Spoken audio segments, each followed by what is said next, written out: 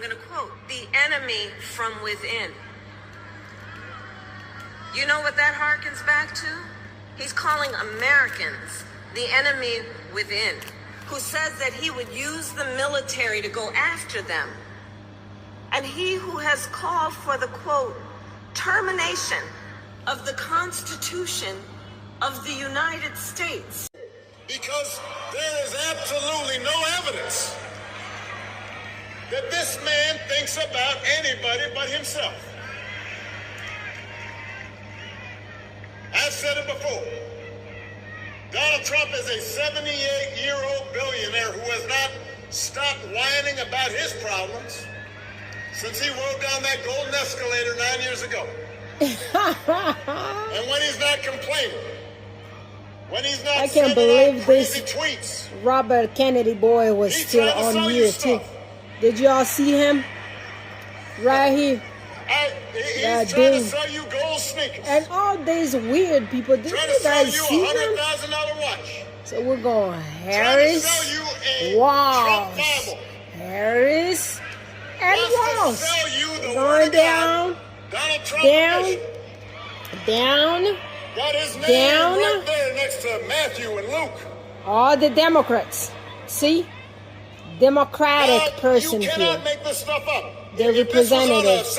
I don't care which district they belong to, but as long as they're Democrats, we're going down the ballot. Because all he cares about is his down. ego, his money, his status. That's his mindset. Going down, Those are Democrat, his baby. intentions. Going down for democracy, baby. I mean, have you seen Going Trump? He down. out there giving 2-hour Democrats. speeches, just word salad. We're not playing So the other around day, January here. 6th was a Those damn are lie, he said that. billionaires. Like it was Woodstock or Coachella. Democrats. Every If your single grandpa way. was acting like See this, that? you'd call up your And brother, call up your cousin, and I'm say, going hey, to have need to you noticed focus on Grandpa? those judges He a acting little kinda bit. I funny need right to now. Google them. I mean, I don't like lots of those names there, Here's the interesting but thing. I like all the Democratic people names. He acts so crazy, Yeah, and those it's are become my so common favorites. that people no longer See? take it seriously. The little oval turned I'm here to black explain to you, just because he acts by goofy my magic. does not mean his presidency wouldn't be dangerous. So let me go check those judges. And you do not have to I'm take gonna my go word Google for it. every single one of them. Lately, some of the people who know Donald Trump I'm gonna best Google them and read a little have been bit about them saying in before no I put uncertain anything terms that on he there. should not be president again. The other day, General John I'm not Kelly, playing with none of Donald these Trump's judges around former here chief of because staff, lots of them ain't no good. Lots of them are said that Trump racist. told him he wanted his generals to be like Hitler's generals. Now, So we got all the Democrats down here doing good. I want to explain Did y'all that see in that politics, the dude? rule of thumb is That MAGA don't say Jesus? You want to do anything like That him. guy here. That's No, the that's guy just Barack Obama said he got a Bible. He got his name And by it is Matthew useful and because Luke. it gives us a That window dude. into That how dude. Donald Trump thinks. That one. And John that Kelly isn't the only one Donald saying this. Trump. He got his name His defense secretaries, people who work close for to him, Matthew and Luke. You know y'all guys be looking for Antichrist? his chairman who- of the Joint Chiefs of That's Staff. who the That is the Antichrist top is. This dude. Of the top brass This one. in our military This one here. said That one. he is dangerous. Okay. Now listen to I President happen Obama to before I know go look John for these Kelly and Mark Miller. judges. They served under me when I was commander-in-chief. These are serious people. These are this is a decorated soldier and Marine who served in battle. They are not quote-unquote woke liberals. They are people who have never in the past even talked about politics because they believe that the military should be above politics. But the reason they're speaking up is because they have seen that in Donald Trump's mind, the military does not exist to serve the Constitution or the American people. He doesn't see being commander-in-chief as a solemn, sacred responsibility. Just like everything else, He thinks the military exists to do his bidding, to serve his interests. He said if he's elected, he'll use that military to go after, quote, the enemy within, which he defines as anybody who criticizes him or refuses to bend the knee. He can't handle that. And unlike last time, unlike the first time, he won't have people like John Kelly around to stop him. He'll be surrounded by people who are just... Hi, Mark Barden, it's Lady Hook Promise here. When the gun... Page. We are ready for a better story. Georgia, we're ready for a President Kamala Harris. Kamala Harris, baby. Kamala Harris.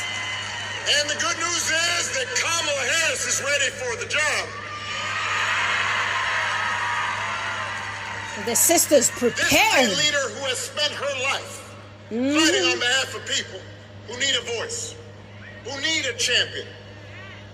Kamala wasn't born into privilege. She was raised in a middle-class family. She worked at McDonald's when she was in college to pay her expenses. She didn't pretend to work at McDonald's when it was closed. That's right. For a photo op. She actually cares what people are going through because she's seen it in her own family, in her own life.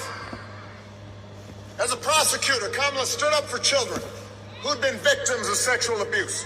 As Attorney General of California, fought the big banks and for-profit colleges, secured billions of dollars for people after they'd been scammed. After the home mortgage crisis, Kamala pushed me and my administration hard to make sure homeowners got a fair settlement. It didn't matter that I was a Democrat, that she had knocked on doors for my campaign in Iowa. She was not going to let anybody stop her from winning as much relief as possible for families who deserved it. So the point I'm making, if you elect Kamala Harris, she will not be focused on her problems, her ego, her money. She's going to be focused on you. That's right. She's going to be focused on you. That's right, Mr. President. Kamala understands that too many folks here in Georgia and across the country are struggling to pay the bills. Now, I understand wages are steadily growing. Unemployment is low. Inflation is finally slowing. But we all know the price of everything from housing to healthcare to groceries is still too high. And it hurts. She understands that. The question is, who's really going to do something about it? So Donald Trump's plan is to give another massive tax cut to billionaires and big corporations. Because he was a reality star on The Apprentice, there's some folks who think, well, I don't know, he's a businessman. He must know something about the economy. I've heard people say this, right? I'll talk to them. Why would you think about voting for this guy? Well, I remember the economy when he first came in, it was pretty good. Yeah, it was good because it was my economy. That's right.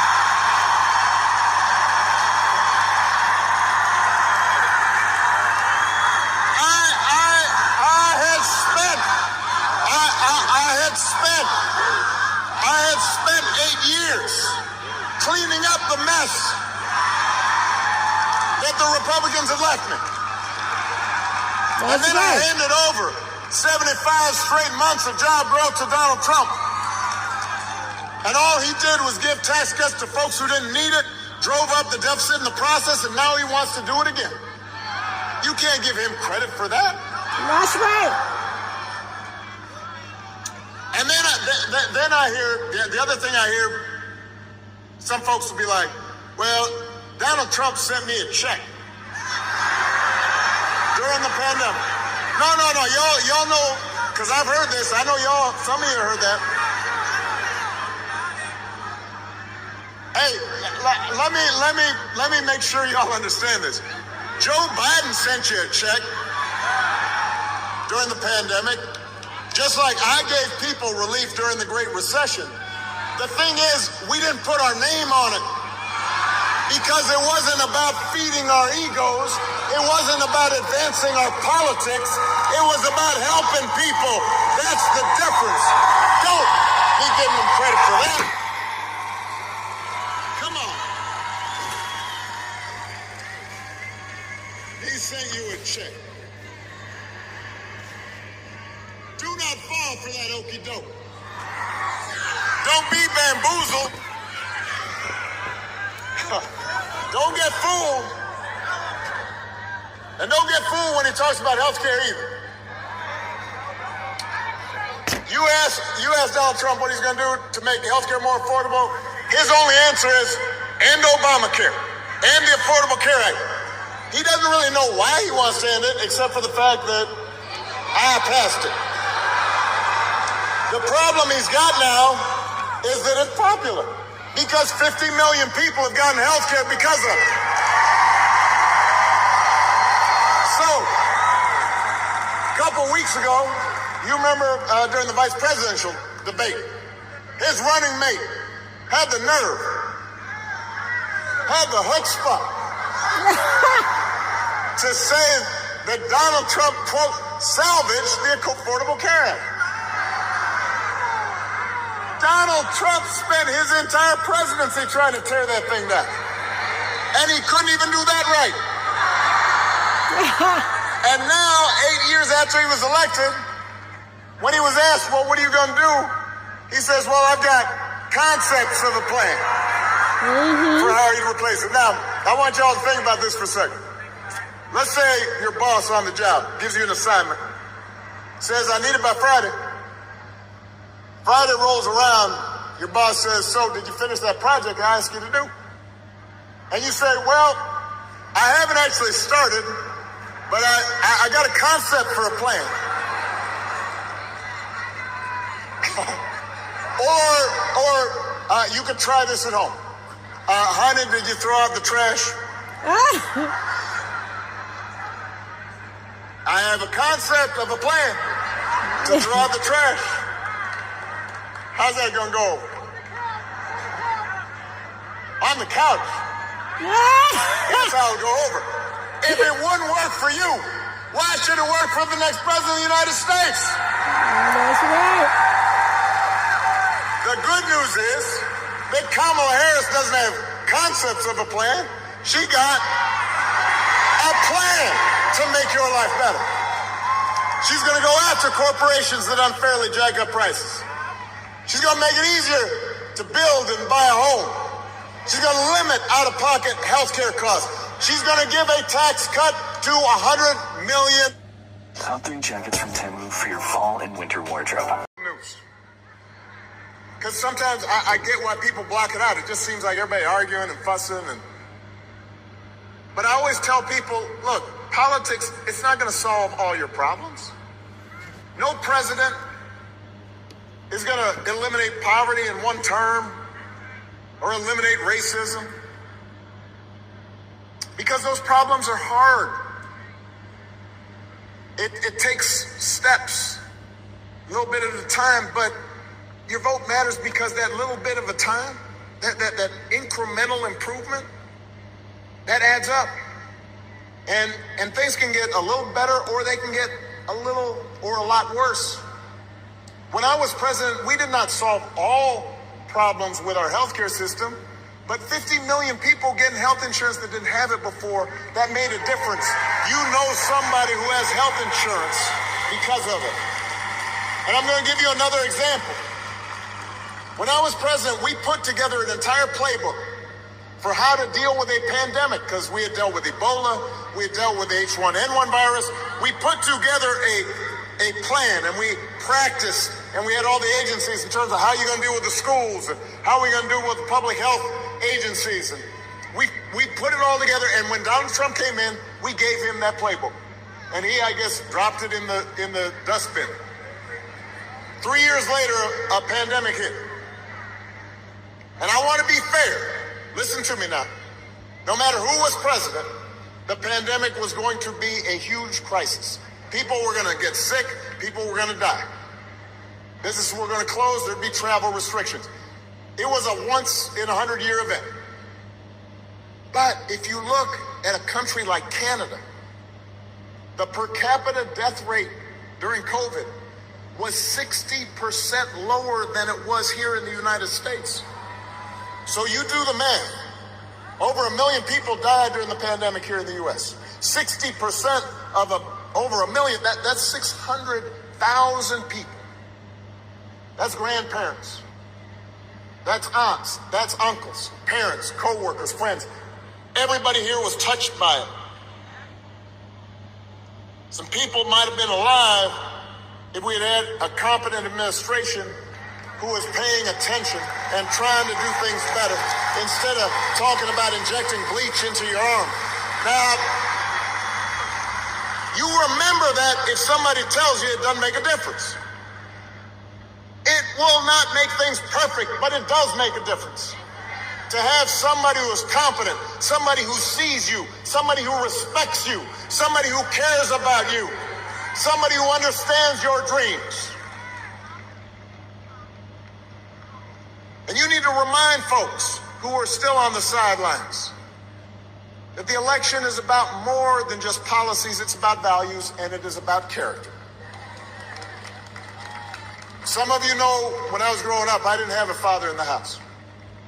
But I did have people around me. Stepfather, grandparents, teachers, coaches, and most of all, my mother, who tried to teach me the difference between right and wrong, who showed me what it meant to be honest and responsible, to work hard, to treat other people the way I wanted to be treated. And look, I was a knucklehead sometimes when I was a kid, and I didn't always live up to those values, even as a young adult. But over time, I internalized those values. And as an adult, I said, this is what I need to stand on. This is my foundation. And I suspect most of you grew up the same way. And one of the most disturbing things about this election and about Trump's rise in politics is how we seem to have set the values we were taught aside. How we seem to disregard them. How we pretend they don't matter. When Donald Trump lies about hurricane aid, you've got a hurricane in North Carolina, people desperate, and he and his vice presidential candidate deliberately circulate rumors that money is being given to illegal aliens, illegal immigrants, as opposed to people who are desperate. When he cheats or shows utter disregard for our Constitution, when he calls service members who died in battle losers, or fellow citizens vermin, people make excuses for it. They act like it's okay as long as their side wins. And I've noticed this especially with some men who seem to think Trump's behavior is a sign of strength. That macho, I'm going to own these folks. I'm going to put them down. I am here to tell you, that is not what real strength is. It never has been. Real strength is about working hard and taking responsibility and telling the truth even when it's inconvenient. Real strength is about helping people who need it and standing up for those who can't always stand up for themselves. That's what we should want in our daughters and our sons. And that's what I want to see in the President of the United States of America. Kamala Harris. And the good news is, we've got a candidate to vote for in this election. There you go, baby. Demonstrates that kind of character. There you who knows go, what baby. real strength looks like, who will set a good example and do the right thing and leave this country better than she found it. That is what this election is about. And that is why it is my honor to introduce my friend, the next President of the United States of America, Vice President Kamala Harris. And before that, a district attorney and a courtroom prosecutor. And in those roles, I took on perpetrators of all kinds. Guys, Predators, I'm so excited right now. fraudsters, Y'all and have a repeat good offenders. day.